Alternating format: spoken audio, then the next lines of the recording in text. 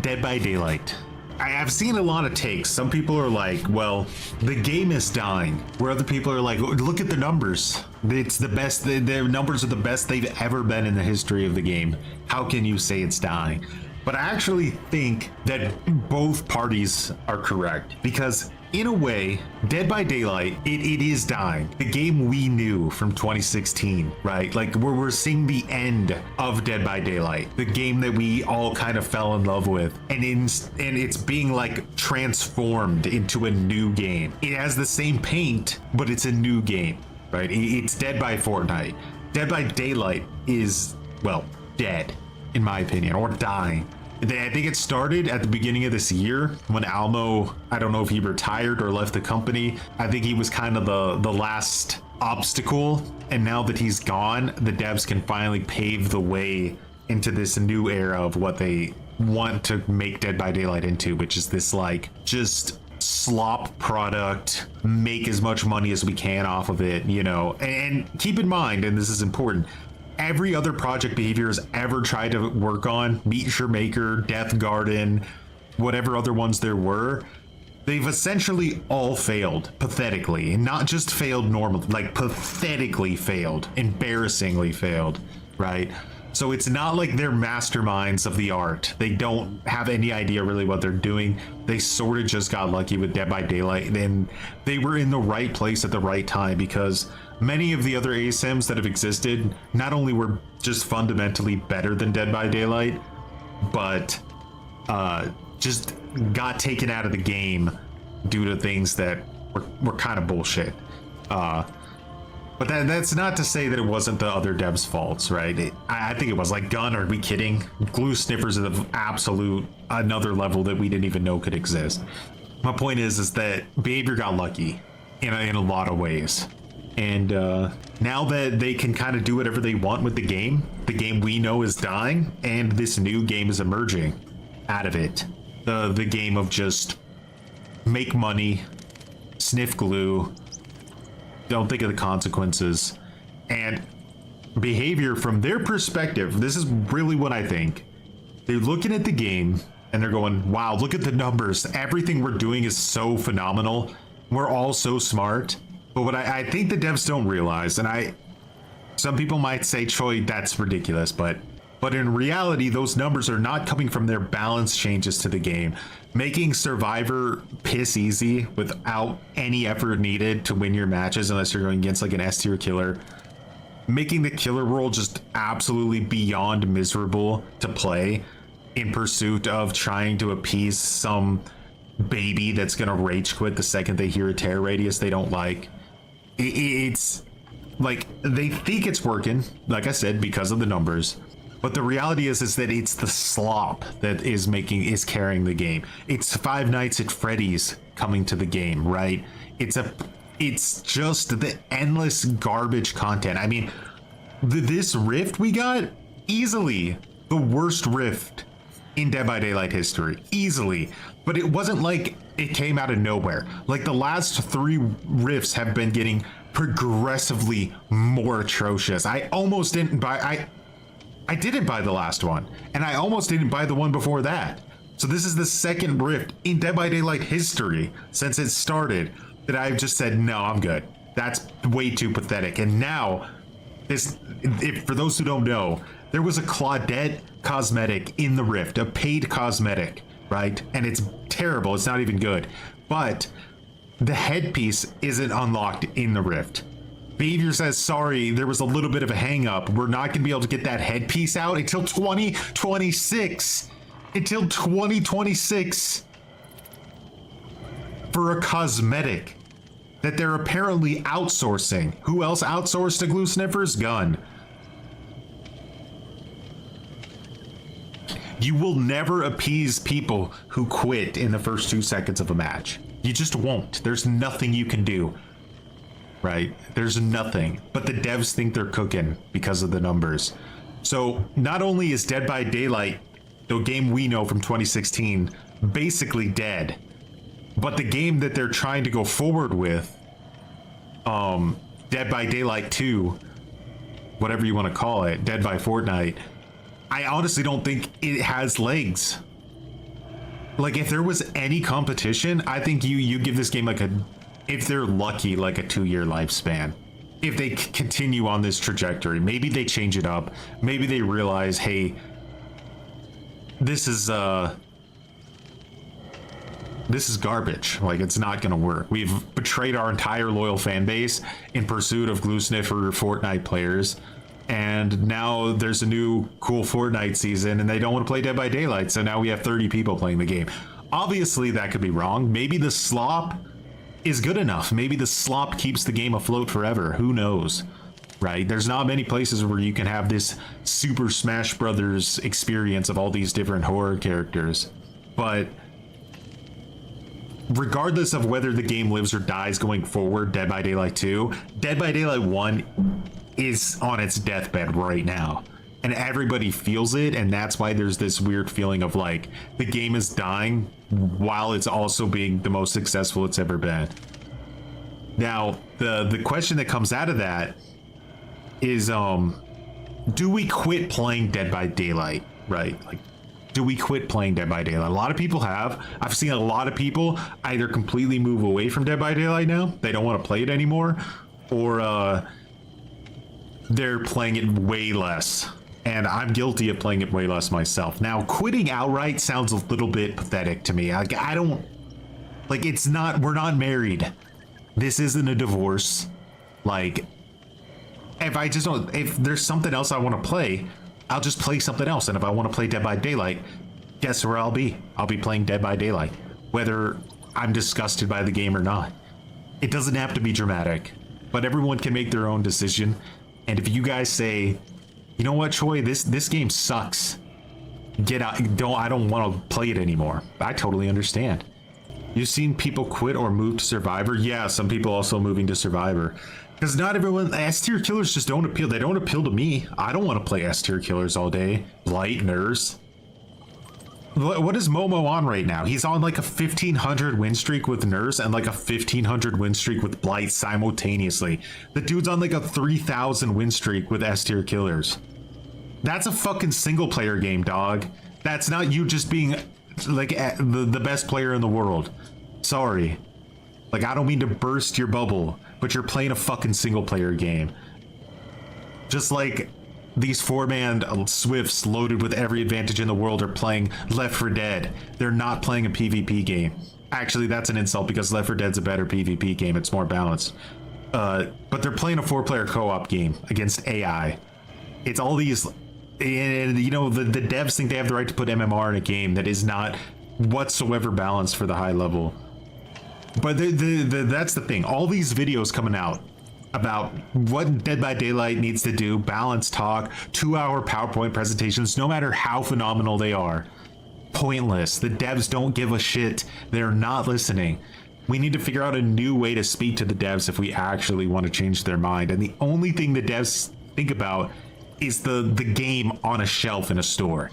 They're not thinking about the experience of the actual game. They're thinking, how do we sell units? How do we make our investors from China happy? How do we make NetEase proud of us? That's where the devs' minds are at. It is a corporate machine at this point. It's become too big. It's $1 billion game. So your little PowerPoint presentation, I don't know why I'm saying it like that, like belittling. The PowerPoint presentation isn't getting anywhere, unfortunately, no matter how good it is. The 2-hour I'm disappointed Odds Darva video, not even looked at. They don't care. So unless we can figure out a way that speaks to the game as a product, we're not going to get through to these developers ever. The devs have used a lot of resources to this, so they won't give up, which is why they are going to force it on us. I said this ever since the first PTB. Yeah, they're going to slip it through chunk by chunk, piece by piece until they get what they want. They've made a decision, right? They have a vision for the game. And like that vision that they have for the game is the most alarming part of everything. It's not the actual changes themselves. But like, let's be honest, like if these changes from the first PTB or even the second PTB, which is in some ways significantly worse than the first PTB, go through, I don't think the devs realize how much damage it could potentially do to the game. because like I said, they're twisted up. They really think that the numbers are coming from their peak balance decision since Almo left, but it's not.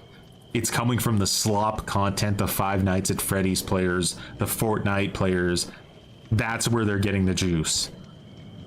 And they probably potentially have like a Stranger Things Chapter 2 coming or something in January, whatever it is. It's gonna even shoot their numbers up more. They're still gonna think they're cooking. They're replacing the community.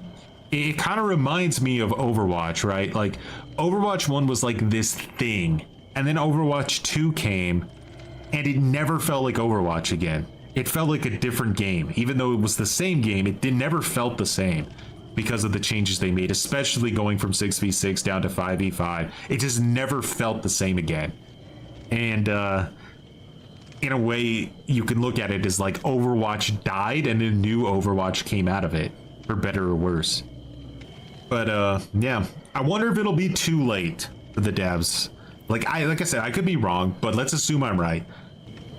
Will it be too late for the developers, like when they realize, uh-oh, we threw our loyal fan base out of the window, right? We threw them out of the window. Fuck them. They're not making us as much money as the new people are. But the new people aren't sticking around because A, maybe the bigger content creators moved on to something else, right? So they're not getting the publicity that they were just milking these content creators. Like, Dead by Daylight owes so much to their content creators, and they act like they're nothing to them. It's disgusting. So will they panic in that situation where they go, oh my god, our loyal fan base is gone and our new fan base is moving on because they're just addicted to whatever the glue of the month is, right? They're not interested in actually sticking around in Dead by Daylight forever. You mix that with like potentially another, like Marvel Rivals pretty much came out of nowhere, guys. Like it just like appeared, and then all of a sudden Overwatch had to get their shit together real fast. Have they? I have no idea. I don't pay attention anymore, but I like they assume that happens at Dead by Daylight. A new competitor just fucking comes out of the woodwork, AAA, ASIM horror, and all of a sudden Dead by Daylight shits their pants because they've been just ridiculous. You know, like a king that thinks they have no enemies until they get stabbed in the cheeks. But yeah, that's pretty much the synopsis of it. The game, it died. We got a new game. Are you going to stick around and play it? What are your thoughts? Regardless, we need to stop talking about Dead by Daylight like it's an experience. Like we're talking to just homies, game devs, indie game devs. Like 2016, it's not indie game devs. You're talking to a corporation. How do you talk to a corporation? We need to figure that out if we want to have any hope at steering this game going forward. All these videos about balance talk, balance changes, absolutely pointless. So that'll be up to you guys. You gotta let me know what you think. How do you do it? How do you get through to the glue sniff? How do you break through the money wall? I mean, you saw these devs in that live stream. They have no fucking idea what's going on in this game, and they don't care. We're talking about money. You had the most fun with DBD during 2024, and it's insane how we got from a good state of the game to such a short amount of time. I really think that when Almo left, it sort of was this opportunity that the people below him have been sort of... Because he was a senior position, like in a senior position when it came to game design. And you could even see Almo desperate, not even working for the company anymore, desperately posting on Reddit with his official account about how the changes they're making to the game are contrary to like what Dead by Daylight should be, and how he thinks that they're like making a big mistake by streamlining the game and not, you know, it's like you had this like super interesting game where you had to worry about all these different things. You know, don't get slugged to death, don't get camped, don't get tunneled. Every match can be different, and they're getting rid of all of those options. They don't want any of those options in the game anymore. They want there to be one way to win, which is what they pretend to say they don't want. They don't want the game to be cookie cutter, but that's exactly what they're doing. And the most ironic part of all of it is that they say that we don't want to make the game cookie cutter, so we're removing the base kit pop, we're removing the base kit barbecue and chili, right? But we're also eliminating every other option in the game for you to win. So they're actually streamlining the game as hard as you possibly could from the killer perspective. It makes absolutely zero sense what they're like. They're saying one thing and doing the complete utter opposite of what they're saying they want to do. Adding base kit pop and base kit barbecue and chili is the absolute opposite of streamlining the game. You are giving the killers another route to victory, going for unique hooks. That's all it is. That's all you're doing, is giving them another route to victory through unique hooks. They could still slug, they could still camp, they could still tunnel, right? Those are all different things now. But you could also win by not playing like a piece of shit. Crazy, I know, right? Nah, get rid of that. Get rid of everything. The killer just, you're not supposed to win. Stop. And as long as the queue times are 100% worse for killer, it's never gonna matter, right? Jack the Psycho grew some muttons. No matter how pissy we all get, the moral of the story is that the queue time is still anywhere from 5 to 10 to 20 to even 35 minutes right now with 2v8. That's all that's what the devs are seeing as the problem. And they're not 100% wrong, but they're clueless on how to fix it. For some reason, a lot of slugging happens in Gideon. Chat screams pallets, too many pallets. Oh, I guess that means they like pallets then. I don't know. Does anybody have the Elmers? It's been 30 seconds since I've sniffed. Dead by Daylight 1 is dead. The game, like when this, like it's on its deathbed, and when these quality of life in whatever form they eventually juice them through will be the, like, that's it. We're flatlining and we have a new game. It's easily balanceable. I don't know why are we not just buffing solo queue? Like, oh, I got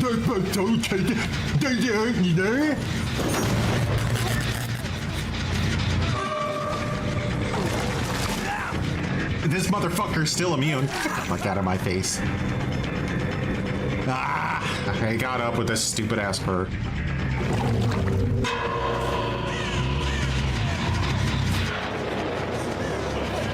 Holy arrogant assholes. Discord Nitro really going to your brain, huh, Claudette?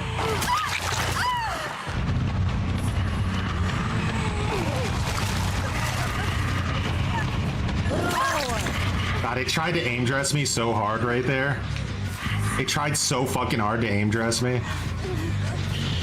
They're just gonna want to rush the final gen, right? But he can't let his friend die. So they're putting me in a zero, like a no-win situation. I either guard the down while they rush the gen, or... Oh, fuck, he's coming in from over here.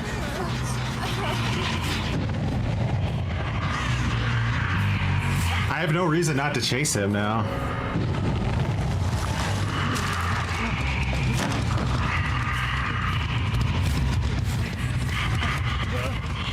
Come on, check spots, McGee. Where are you gonna go? I don't know why you guys thought I was gonna let you win.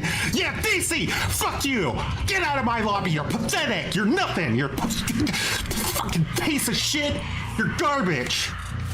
You couldn't even win in a game designed for you to win. Holy shit, you suck! Get out, Ace! You potato!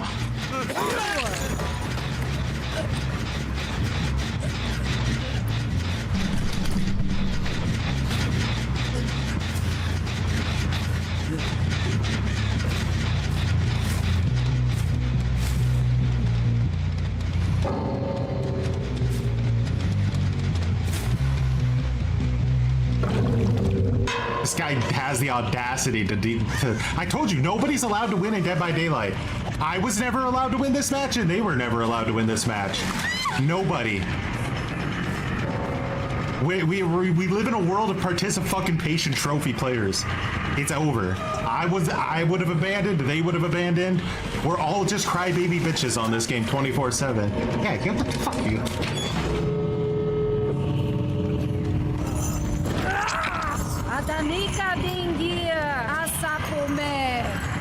They rage quit, by the way. That wasn't an abandon. They fucking said, no, I'm not playing against this. They rage quit. They took a DC. Holy fucking okay. Claude, you single-handedly lost us that game. You fucking bot, bro. Ace, yeah, I don't know. Ace leaves. Stop cleansing. You're giving her power. All right, by the way, Ace cleansed like 3 times before Claudette did, but fine. Bro crawling all game. Shut up, noob. Bullshit killer anyway. Wahoo injured all game and throwing up. Bullshit killer anyway. Wahoo injured all game and throwing up. And this motherfucker gets his map offering. You can't make it up. Get out of my lobby, Ace. Private account. Rage quitter. Baby. Get the fuck out. Go pre-order another 6 months of Discord Nitro. You're not welcome. Monto is definitely the better DBD streamer. Okay, I agree. Monto is a good DBD streamer. Now what have you got in the book, Sheed? Because I'm not falling for your bait. I love Monto. Why isn't Monto streaming right now? It gives you anxiety. The people, like, the match I just had, right? I won the match, but here's the thing. I won the match, but I lost the war.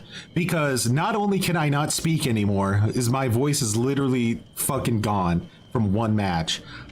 But, when I get back on the game to play it again in a day, 2 days, 3 days, I'm not gonna want to queue up because of a match like that.